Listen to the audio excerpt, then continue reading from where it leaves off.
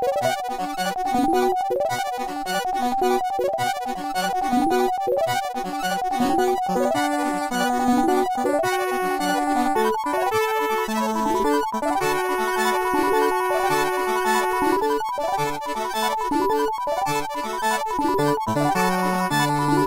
back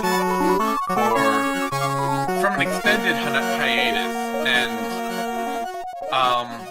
for another episode of Action Reaction with me, Zane Simon, and my partner Troy O'Diamonds, for the reaction end of our Spoils of War episode. And I realize this has come now several weeks late. I don't know if it's like just 2 weeks. It feels like longer than 2 weeks, but before that we had a brief layoff too, so we've gotten a little, things have fallen apart a little.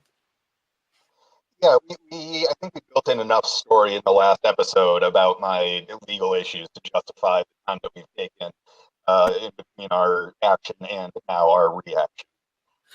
This is true. You've been under incredible strain these past couple of weeks. It's been very stressful, and I'd like to thank all of our sponsors that I've secured for their continued help in my struggle against the law. So last time we were here, we talked. We had 2 movies for our Spoils of War episode, all about with very different kinds of war. You know, one being the sort of classic war, although Desert Storm is hardly a classic war, but the classic military-involved war, Three Kings, and the other being a gang war, and in election 2, triad election, which is all about warring interfactions of a gang.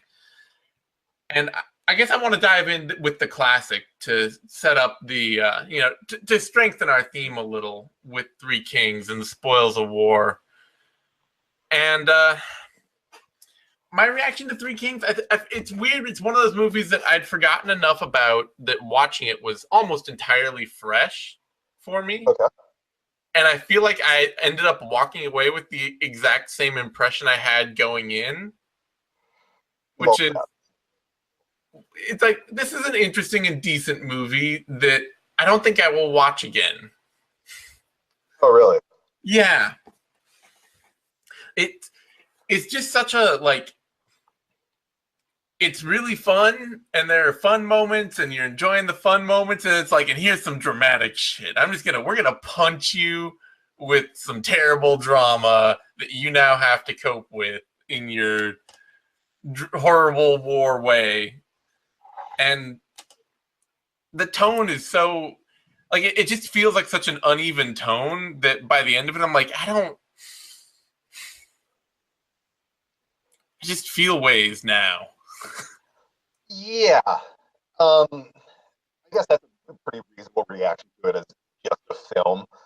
Like, you're right, it is tonally uneven, which to me, I felt like I probably would have had the same reaction if I saw this when it first came out. But, with the context of another Iraq war, it felt like this movie was more about the 2003 war than it was about Desert Storm. With that context, it brings a lot more to the table. It definitely, it obviously has a solid place in American military history because it's probably one of the better, even if you take it as a highly fictionalized vision, it's probably one of the clearer visions of something like Desert Storm and the attitudes of America around a war like Desert Storm. I mean, it's like, you take a movie like Apocalypse Now, which is very clearly, it's very clearly this highly fictionalized setup of Vietnam. We didn't really have this rogue mastermind general up in the jungle killing off the Viet Cong in this like wave of sort of terror destruction, and we're sending an assassin after him. But the attitudes of Apocalypse Now very strongly capture how, like, a certain American attitude of the war in Right. general. It has a very total. I don't want to say totalitarian because that's not right what I mean, but a very encompassing vibe where you get things like the surfing and like the big Playboy thing out in the river where they fly in the girls and everybody's super excited, and then they bring the girls with them, or they end up like finding the girls further up at like stranded in this camp with pouring rain and just everything is shit. And Yeah, it's one of those movies that talks about the either the chaos of war or just like the ingloriousness of it. Like it's very much not a Green Berets yeah, sort of like propaganda war. It's great, we're Americans and awesome at it sort of film. yeah, and I think that, so I think in that same way that it's very much capturing the same vibe. It is this Three Kings is very much, it's not a um it's the most complete picture I can think of that war and that point in our history for that war, where is a war that I think a lot of people, even following it, years following it now, maybe even in the moment, you could say, just don't really remember or ever put any thought into, you know? Yeah, So one of the things that I feel like this movie does better when applied to like the 2003 Iraq War and occupation is, like you said, it is tonally imbalanced, but really so was like the American experience of that war. You had a president who would constantly just say goofy phrases that you know got that you could just do a whole like Bushisms of the day calendar. They did. And so you had that sort of levity of, look at this silly bumbling guy. And then also just the day to day reality of realizing, oh, people are dying. A lot of people are dying. Civilians are dying. And even when you look back through the Iraq War, and again, this is me bringing my own baggage to this movie, but you see like the sort of bumbling attempts at I guess both bumbling and incompetent attempts to like take a state that was built on nationalism and full employment and then trying to institute like a straightforward like neoliberal rebuilding of it and firing everyone from their jobs and just telling the army to go home and all of a sudden creating this whole state of unemployment because they brought their idea of how to do things. And it was both bumbling in the sense that like they were hiring, I think there was like some fucking surgeon from Florida to like be their interpreter because whatever. In the real Iraq war, like we did legitimately stupid shit like that day in and day out, and also just had a goofy moron for a president. And it was funny watching him duck when someone threw shoes at him. Yeah, it's weird too because I think it does set us up very well. I mean, this whole you get these three soldiers going rogue in this way, and I'm sure that like that kind of lack of that ability for lack of communication, that ability to go rogue and to do shit like that, I'm sure that really does exist in some. I'm sure like that's something. These are things that have happened in some way, shape, or form, but it really feels a lot more legitimate as we move towards this like modern mercenary fueled, contractor fueled military where you have all of these people who are just private employees out there running missions and doing whatever the fuck else on their free time without much oversight.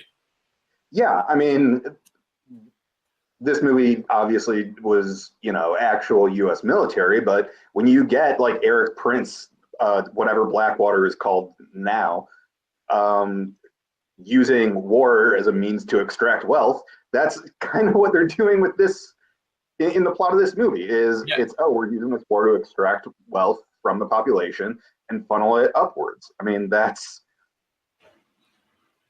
it's true for like you said, the specific use of mercenaries, but I mean, really, most of the extreme like neoliberal nation building that Yeah. they were trying to do, where they were like rejecting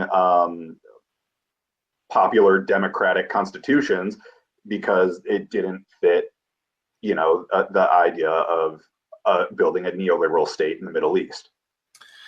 Yeah, so I mean, it's one of those things. Watching it again, I'm glad I saw it again. It is a good movie. It's got a lot of fun, fun performances in it. Mark Wahlberg, as confused as he looks, is really good in it. So is George Clooney. So are the women who play the female, the on-site reporters in the field who are battling for stories, and it's got a lot of good performances. It's well done. It hits this very specific moment in American military history. And especially, I think it's kind of weird to think that I just don't think you could make a movie about a modern military conflict like that as easily anymore without it Right. seeming incredibly like just cynical or just sort of tone deaf. Yeah, like the only person who could do that at this point is Oliver Stone, and it would suck. Yeah. And so it represents this very specific moment in the transition of American warfare and things like that. I think it makes it a very like interesting movie to see. It's just also, as somebody looking for a way to like entertain myself over, an evening, it's kind of like, haha, they're shooting footballs off a truck. That's fun. Oh, that woman just got executed and shot in the head, and now they're trying to save her child. That's less fun. And there's some like funny stuff in their bunker, and they're torturing him horribly for an extended period of time. And Yeah, I mean, the movie never really lets you find a comfortable place. And I yeah, feel like that's deliberate. Like, they don't want you to ever be okay with what you're seeing. They want you to think, oh boy, Mark Wahlberg just killed that guy while he was confused if they were supposed to be shooting or if he was surrendering. Like, that's the first thing you see in this movie. yep, And then next thing is just like straight up like a frat party on an army base, and then an introduction to his racist friend. I mean, like, they never let you get really comfortable with anybody or anything. yeah. And it's an interesting difference because I compare it to Apocalypse Now, which is one of my absolute favorite. It's probably my favorite war movie.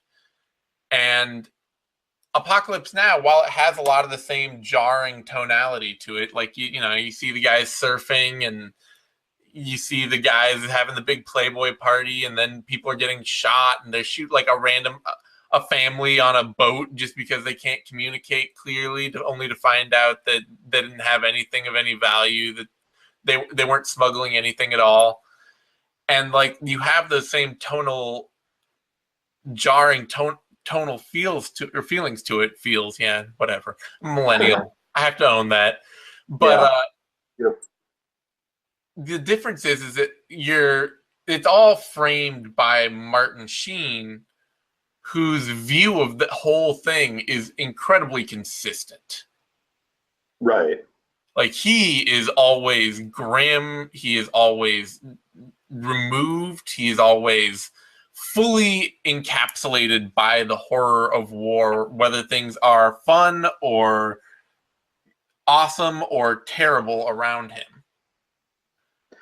I think that there's a strength in this movie for not doing that. Yeah, like, no, and I'm sorry, it's not something that I think is at fault for the movie. It's just as a viewer, it makes me like I have a very different relationship eventually with the movie. Right. Yeah. I do like the consistency of, and we always bring it up, but Mark Wahlberg is confused for this entire movie. It's true. And like the one point of moral clarity that he gets, he's still confused. They're like, we got to help the people. And then just being like deeply confused and helpless when it comes to the time to actually do that. Like, yeah, so I think it's a very valuable it's a very valuable action movie, more than anything. Even if whether you love it or whether you like me and you're a little indifferent to it, or whether you don't even like it at all, it's a very valuable movie because it represents something very specific with like our culture of action and war. Yeah, absolutely. I mean, I think that we can at least agree that if someone hasn't seen this or hasn't seen it recently, it's worth the time. Yeah, absolutely, unquestionably. So on the flip side, then we have Triad Election, gang warfare. Not at all a war movie because, like, I'm not big. There aren't a lot of war movies that I really grip me, so it was tough for me to pick one out that fit a specific theme. So I had to go with gang warfare. That's the best I could do. Yeah, I'm not a huge fan of war movies either, generally, and so I was thinking, hopefully that you were going to bring some war with aliens at some point, but you took a different direction and went with gang war, which is fine. The subtitles were my problem with this, not the venue of war. Yeah, and the subtitle, like, I think one of the valuable things in this movie, I mean, there's some great dialogue in it, honestly, but a lot of the movie really is it plays out very visually. It's not that hard to follow without subtitle, like without really paying attention to the subtitles, other than a few specific things. Yeah, I generally got the gist. There's a broken part of my brain where I just cannot be that present for a movie with subtitles. I just can't. But I never felt like I was really lost for what was happening in the movie. So, yeah, I mean, then the question becomes: Triad Election, spoils of war.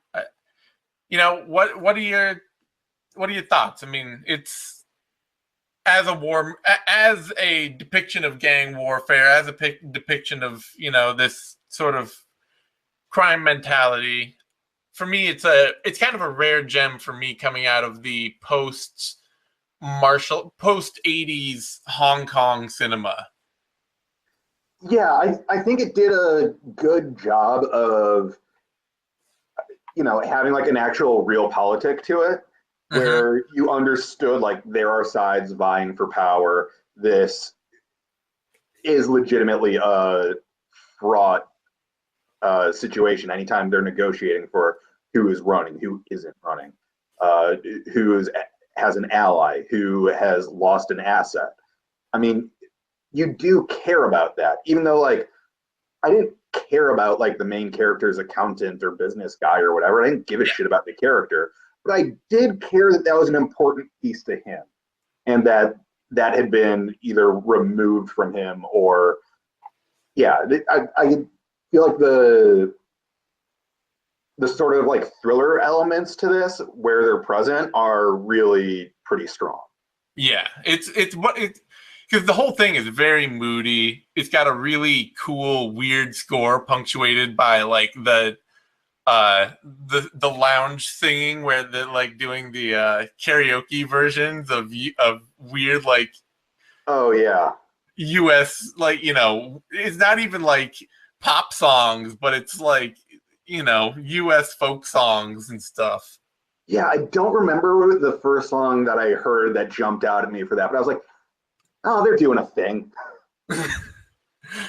And so, it's got this great atmosphere to it, but that atmosphere is this very like kind of not laid back, but not that tense atmosphere. And then when things happen that are tense, it's just like, holy shit. There's that scene in the back of the truck where like they open it and you just see the like guy under the pile of bodies. Oh yeah. And I think before we get into that, like I do think that that's the strength of the movie is when it does go hard and it's very visually striking. But before we get to that, I one of the things that I noticed a lot was in the slower moving scenes and like the dialogue scenes, they do a lot of interesting work with shadows. Like they are dark and very deliberately lit in a way that's it's not gonna like jump out at you. Like there's nothing striking about it. Like you're not getting like, I feel like it's the opposite of like a J.J. Abrams lens flare. They're using darkness very deliberately, and it creates a literally shadowy feel to those scenes, and it really works for, you know, politicking around a gang war. Yeah. No, it's a really fantastic. Just it's interesting because it's not the only, there's a prequel to it that, like I said, it's not that necessary at all, frankly. Yeah, I didn't missing anything for not catching up on the rest of the series. This was a solid standalone film, and it really is just sort of like the director he's made like 50 movies, and it's just sort of like his like real moment of magic where everything just clicks for this project. And this other stuff is fine. It's not bad, but it all really works here. Okay. Yeah, I mean, I didn't feel like there was any part of this movie that didn't in some way work. Even when I probably had the wrong reactions to things because I'm me. But, I mean, let's get into like when the movie like really goes, like when they get visual with it. Like when they're abducting the business partner guy, you told me that they're wearing animal masks. I'm like, okay, they're probably, reasonable animal masks. No, those are legitimately scary. Yeah. Those are frightening. They're like creepy as fuck. Yeah. But when that scene came up, I was a little bit mad at you for the way you described it. Because I was expecting a mask like a Point Break mask, like that, but I don't know, tiger. But no, these are legitimately frightening. And then that scene just like breaks down into this weird pseudo comedy, which is the weirdest thing. Yeah, it's so jarring watching the guy be like, "Oh no, I'm gonna bounce." And they're like, "No, you're not." Yeah, I am. Nah, no, you're not. That's not how this works. And somehow you didn't know that we as a gang are serious enough that we're not letting you leave. But you got here and we're in enough to put on this scary motherfucking mask. How? How is that character a thing? I don't know, but I just rolled with it in the scene. It makes for such a great setup. Then they like lock him in the coffin with the other guy, and yeah, and you didn't tell me when you said like they were locking the two dudes in the coffin together that one of them was wearing a clown mask. They definitely did some hand action, man. They did. Yeah, probably. I look, I don't think all sex scenes need to be explicit or shown on screen, but I think the reasonable assumption was at least a bit of hand action. At least a little. Yeah, just some hand stuff. It's fine. So one of the things that made me really want to pick this is the spoils of war choice too. Which made me a lot happier with it as a spoils of war choice is just how far the main character has to go to end up getting what he wants. Oh my god, it's great. I was like prepared for the scene where he like starts hacking up the dude and feeding him to the dog. Like I felt like you built that up. When I watched it, I was like, oh, okay. Like I don't think the scene was any like greater or worse than you described it. But after like watching this character and like getting to know them and understand them, and then seeing them make that turn and just flip a switch into a straight up goddamn psychopath. That was amazing. Yeah. Like that. Oh boy. That sure was a thing. And I did really like that, like the hardcore murder man with him was like, bro, are you, damn, okay. It's just every time after, it's just like, I'm not getting paid enough for this. Oh yeah, I love how beleaguered he was for the rest of the movie. And I thought that like, I expected he was gonna be like a steely, cold assassin murder person. But like just having him be like sort of aggrieved and beleaguered and put upon like the more and more this went, while still being badass enough that like again, they close him in the back of that truck and then they open it again and he killed everybody. Just killed them. And his reaction is like, oh my God, I'm not getting paid enough. Like yeah, the moments when this movie decides to ramp it up are beautiful and impactful and sometimes very funny and sometimes just, oh my God, that's happening. Yeah. Like that's I think the thing is that every meaningful scene in that movie hits full on. Like there's nothing, right. There's no meaningful part of that movie. There's no big scene or big reveal that doesn't land perfectly. You know, it's like when they tell him that his bodyguard is ratting to the cops and you don't know, you don't even know if he actually was or not, but he immediately has, like, he's like, I'll kill him. You guys don't get to handle this. I'll handle it. And like, right. You know, they go out for like that fake deal on the boat and tie him up and like drown him. And like that scene is amazing. Yeah. And that's another one of those scenes that I felt did a really good job playing with the shadows. Mm-hmm. There's a lot of like negative lighting in that. And I think that was the scene that also had my favorite line of the movie, which was wise up in your next life. Oh, buddy. You're like, that is a horrible death sentence. Oh man, like I kind of want to become a judge just so I can do that to somebody. And the other thing that gets me in that too is like, you know, obviously the dogs thing, like that is way further than anybody else goes at any point in the movie. But right. But to follow it up with like the scene where like what he did to that dude with the, you know, hacking the dude up and feeding him to the dogs, and then to see what the bodyguards that he did that to like use to turn to after that, what they do when they're driving the guy and he's chasing his kid and they get in the car with him, and he's just like, that's so fucked up. Like the kid's running out ahead of the car, they're just hitting him with a hammer. Yeah. Like I said, there's no sound in that except the hammer, which is just, ugh. Yeah, you feel every blow of that. Because it's weird, because you don't hear him screaming, you don't hear any other things going on except just the hammer, and it's such a weird, like, cool use of sound. Right. I mean,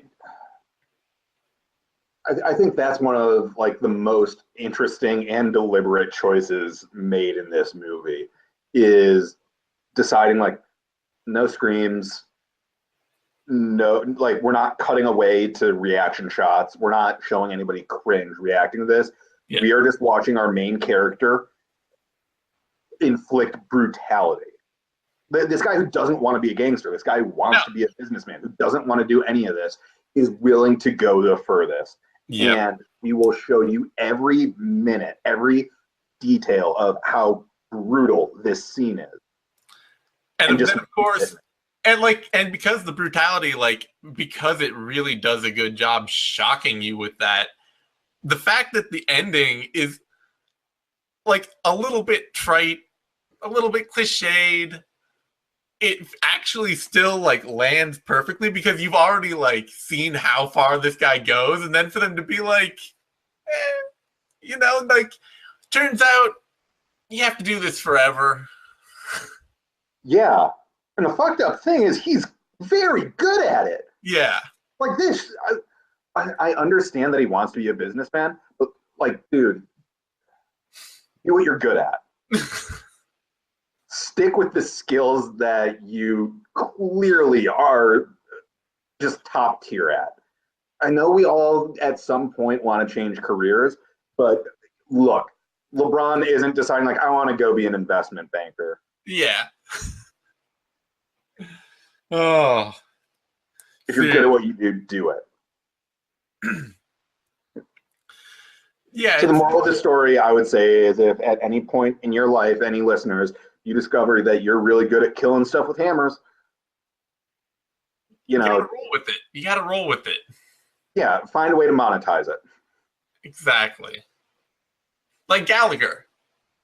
Yeah, Gallagher did a good job, or just like, I don't know, get into like a really in-depth infosec thing, and destroy cell phones and stuff. Yeah. There are ways. There's always a way, and if it has to be a terrible life of crime, well, so be it. Yeah. Look, this isn't the first time this podcast has explicitly endorsed crime. Nor will it be the last. Definitely not. Oh, yeah. That was a movie. I had forgotten a lot about that movie before I watched it for this specifically, and then afterward, I was really like, man, that's a really good choice. Yeah. And, I do want to bring up my favorite part of this movie, which it probably should be the hammer. But no, it's definitely when they just keep kicking that dude down the long-ass staircase. It's great. That is a long-ass staircase to fall down, and then they just keep doing it. Yep. Yeah, this is a great movie if you like old people getting pushed down stairs. And hit with hammers.